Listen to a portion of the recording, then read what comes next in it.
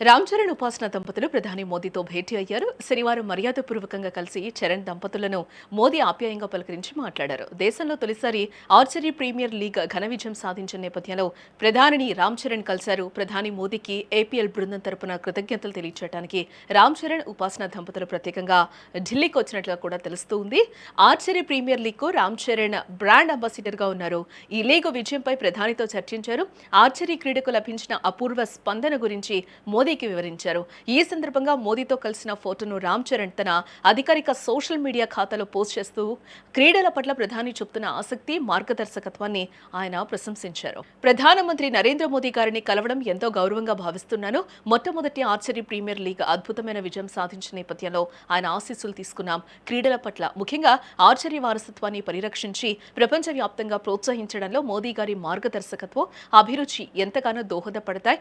లీగ్లో పాల్గొన్న అథ్లెట్లందరికీ కూడా నా అభినందనలు అని రామ్ చరణ్ రాసుకొచ్చారు.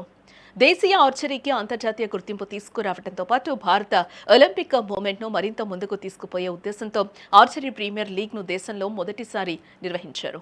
ఆతిథ్య భారత్లోని పురుష, మహిళా కాంపౌండ్ రికర్వ్ ఆర్చర్లతో పాటు వివిధ దేశాల ఆర్చర్లను ఒక చోటుకు చేర్చి పోటీ పడ్డారు. లీగ్లో మొత్తం 6 ఫ్రాంచైజీలో 36 మంది భారత టాప్ ఆర్చర్లతో సహా 12 మంది అంతర్జాతీయ ఆర్చర్లు పాల్గొన్నారు. లైట్ల వెలుతురులో గతంలో ఎన్నడూ లేని విధంగా డైనమిక్ ఫార్మాట్ ద్వారా ఆర్చర్లు రికర్వ్ కాంపౌండ్ విభాగంలో ఈ పోటీలు నిర్వహించారు.